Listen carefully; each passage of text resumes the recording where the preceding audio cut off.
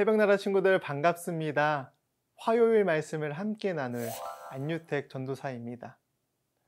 여러분들은 지금 당장 하늘에서 운석이 떨어진다면 가장 먼저 무엇을 하실 생각이신가요?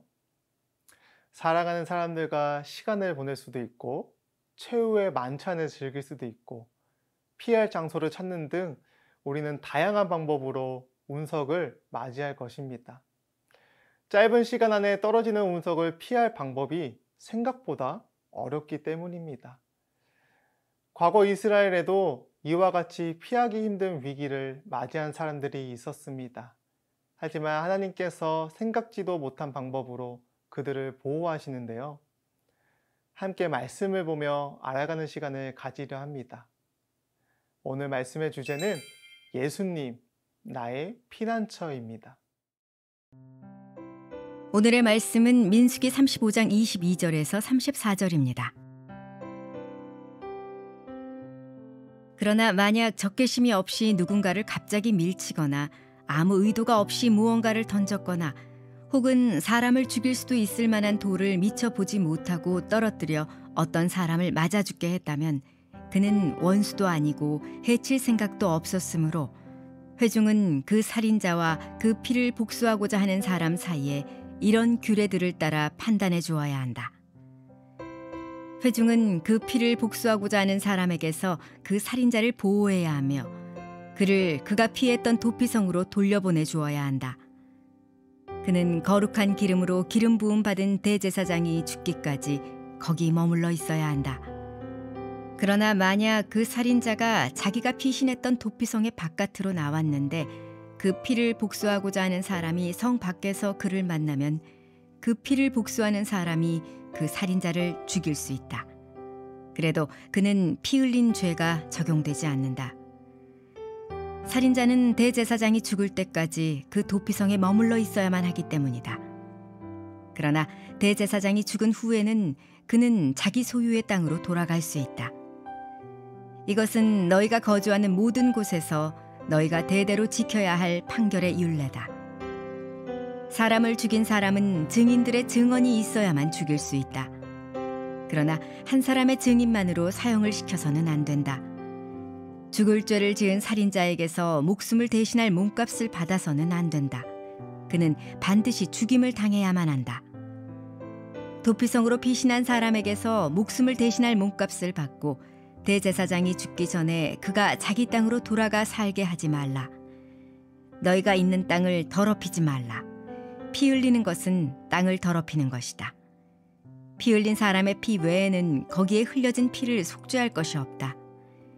너희는 너희가 거하는 땅, 곧 내가 너희 가운데 있는 땅을 더럽히지 말라. 이는 나 여호와가 이스라엘 자손들 가운데 거하기 때문이다. 오늘 본문은 의도치 않게 사람을 죽인 살해에 대해 이야기합니다. 이런 경우 이 사람은 피해자 가족에게 보복당하지 않도록 도피성으로 피신해야 하는데요. 그리고 이 사람의 죄에 대해 철저한 조사와 재판이 이루어집니다. 함께 22절에서 24절을 읽겠습니다. 그러나 만약 적개심이 없이 누군가를 갑자기 밀치거나 아무 의도가 없이 무언가를 던졌거나 혹은 사람을 죽일 수도 있을 만한 돌을 미처 보지 못하고 떨어뜨려 어떤 사람을 맞아 죽게 했다면 그는 원수도 아니고 해칠 생각도 없었으므로 회중은 그 살인자와 그 피를 복수하고자 하는 사람 사이에 이런 규례들을 따라 판단해 주어야 한다. 하나님께서는 도피성의 기능을 잘 설명해 주십니다. 바로 도피성에는 살인자의 신변 보호를 넘어 공동체 전체를 보호하려는 하나님의 뜻이 담겨 있는 것입니다. 살인자를 내버려 두는 행위는 피해 복수가 일어나는 것을 방치하는 행위입니다. 그 결과 공동체 전체가 복수의 악순환에 빠질 가능성이 높아지게 됩니다. 이러한 보호 조치는 생명의 존엄성과 공동체를 지키려는 하나님의 뜻이 담겨 있습니다. 또 하나님께서 생명을 얼마나 귀하게 여기시는지를 깨닫게 하십니다. 또한 도피성으로 피신한 살인자는 대제사장이 죽기 전까지 그곳에 머물러야 했습니다. 만일 대제사장이 죽기도 전에 도피성 밖을 나가면 보복을 당해도 죄가 되지 않기 때문입니다. 대제사장의 보호 안에 있을 때 그의 생명을 안전하게 유지할 수 있는 것입니다. 사랑하는 새벽나라 친구들, 의도치 않게 사람을 죽인 살인자가 대제사장의 보호 안에서 생명을 유지할 수 있듯이 우리들의 생명 또한 예수 그리스도 안에서만 누릴 수 있음을 기억해야 합니다. 오직 예수 그리스도만이 우리를 구원하시며 평안 가운데 살도록 인도하십니다. 세상의 핍박과 억울한 상황에서도 도피성과 같은 예수 그리스도 안에 거한다면 보호받을 수 있다는 것입니다. 따라서 우리에게 구원과 평안을 주시는 예수 그리스도를 기억해야 합니다. 말씀을 통해 예수 그리스도를 통한 구원과 평안을 깨닫고 그 안에 머물도록 노력해야 합니다. 그 구원과 평안을 깨달아갈 때 우리는 도피성이신 예수 그리스도 안에 거하게 될 것입니다. 우리의 유일한 피난처이시며 구원의 길이신 예수 그리스도의 삶에서 평안을 누리는 새벽나라 친구들 되길 소망합니다.